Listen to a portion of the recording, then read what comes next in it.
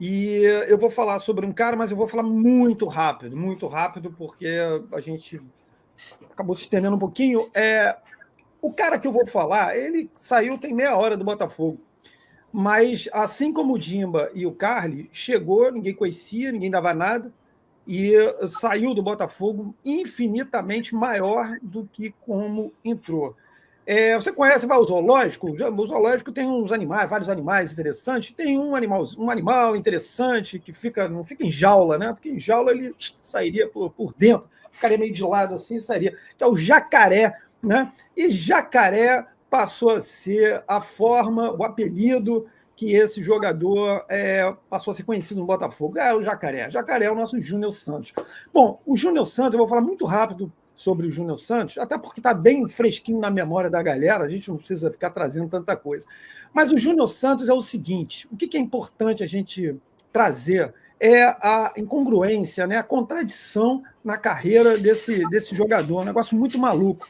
Por que contradição? Primeiro, em relação à desvalorização e valorização, ok, beleza, já falei rápido sobre isso, mas o lento e o rápido na vida desse cara. Primeiro, tudo foi muito lento, porque ele gostaria de ser jogador de futebol profissional, mas ele era pedreiro, né, na cidade onde ele nasceu, no interior da Bahia, e, jogava o quê? Jogava amadoristicamente, ganhava um troco lá para poder ganhar, mas o sonho dele era ser jogador de futebol, claro, mas não tinha chance. Até que um belo dia, ele vai fazer e consegue assinar seu primeiro contrato no Oswaldo Cruz. O Oswaldo Cruz é um time que estava disputando a 4ª divisão paulista. Ah, bom, beleza, todo mundo começa, né, por baixo, ok. Só que esse jogador, ele assina seu primeiro contrato profissional já com 23 anos. Quer dizer, um cara que começa a jogar futebol profissionalmente aos 23 anos. Em 2018. Então o cara começa em 2018, ou seja, coisa muito lenta, né? A partir daí a lentidão vai para o saco e começa a disparar a carreira desse maluco. Por quê? Ele passa rapidamente pelo Ituano, pela Ponte, Ituano, e de repente Fortaleza, ele passa pelo Fortaleza, tá? Lá atrás, e de repente surge a oportunidade, ele vai jogar no futebol japonês. Ou seja, ele sai de 2000, exatamente, o jacaré nipônico. Aí o que acontece? Ele, em 2018, ele assina esse contrato e vai jogar no futebol japonês no Kashiwa Reysol. Beleza. Então, um clube tradicional no Japão, coisa e tal, beleza. Ele rapidamente joga no Kashiwa Reysol e depois passa rápido para jogar no Sanfrecce Hiroshima. E aí, cara, o que acontece com essa fera? O Botafogo contrata já no processo de SAF, contrata o Júnior Santos em 2022. Presta bem atenção, o cara assina o contrato dele, tá? Em 2018. E, de repente, em 2022, essa fera aparece no Botafogo, vindo de 2 clubes japoneses. Um negócio muito, muito rápido.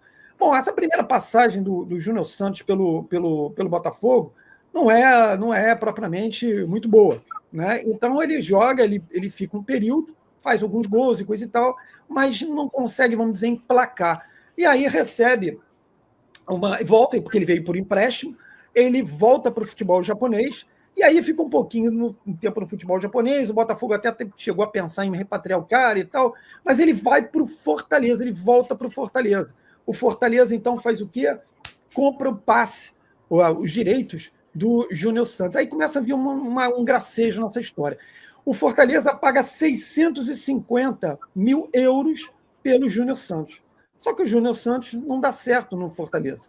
Fica no banco, como o Dimba, mas só que o Dimba entrava e decidiu. O Júnior Santos não. Só que o Botafogo ficava mirando o Júnior Santos. Porra, de repente pode trazer esse cara de volta, mas eu não vou pagar 650 conto, não vou mesmo.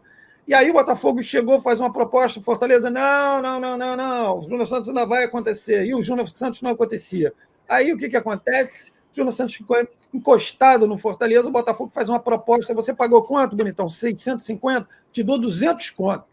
E aí? Aí os caras, peraí, a gente já está no prejuízo aqui, vamos lá, 200, aceito 200. E vem o Júnior Santos, volta o Júnior Santos para o Botafogo. Aí, meu camarada, volta a criança em 2023. E aí surge um novo Júnior Santos. Quer dizer, se transformou num novo Júnior Santos. O Júnior Santos começa a ganhar espaço.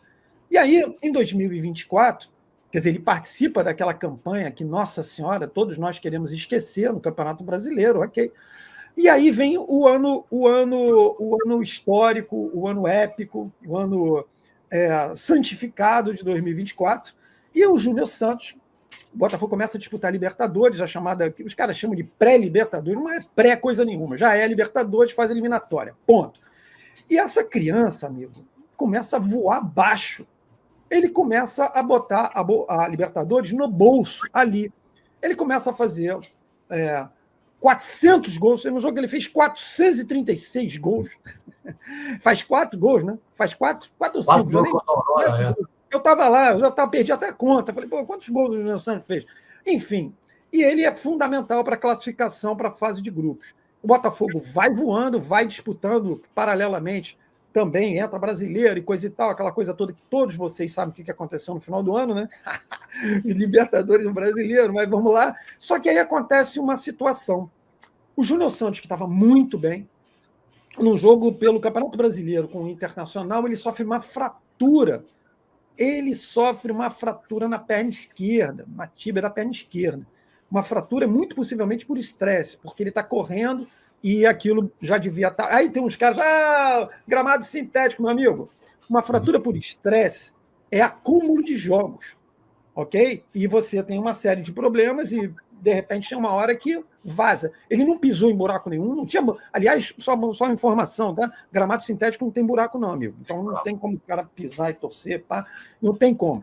E ele sofre essa fratura.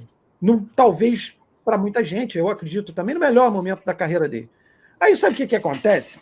Aquela Libertadores que estava voando baixo, ele fica fora.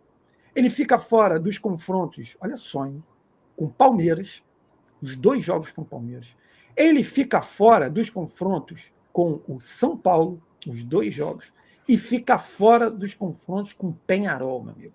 E aí, Júnior Santos só volta a ficar à disposição mesmo, a Vera. Ele tentou uma volta um pouco antes, mas voltou, sentiu e acabou. Ou seja, ele volta a ficar à disposição na grande finale de Monumental.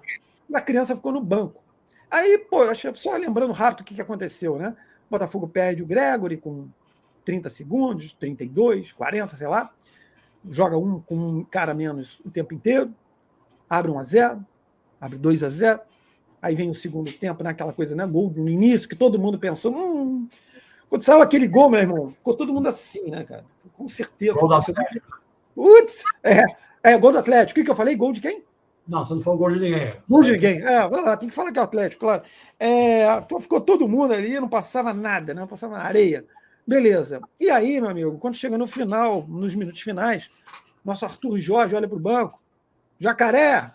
Chega. E aí, claro, pede para o Jacaré, pede para o Júnior Santos para muito possivelmente segurar a bola, por uma metida de bola, você segura, vai ser o desafogo da pressão. E aí, meu amigo, o que a gente vai fazer? A gente vai fazer um giro no tempo, vamos pegar um túnel do tempo e vamos dar uma paradinha rápida, uma bola que é jogada nos instantes finais, lá na ponta direita, e a gente para o tempo e vai lá para 1997, para a final Botafogo e Vasco, lá na ponta direita, bola pro Dimba. Aí o Dimba tem 2 caras em cima dele, o que o Dimba faz? Ele dá um melê, passa no meio dos 2. E na hora que ele passa no meio dos 2, ele vem voltando, a gente volta para 2024. Júnior Santos está lá, tem 2 caras do Atlético, ele passa no meio dos 2. Cara, o que é isso? É o Dimba? Não é o Jacaré. E lá vem o Júnior Santos, e todo mundo, o que é isso? Tá faltando, o Botafogo tá quase campeão, mas que isso, Saré, vem o terceiro. E aí o Júnior Santos tenta dar um passe, aquele passezinho fatiado pro Matheus, não,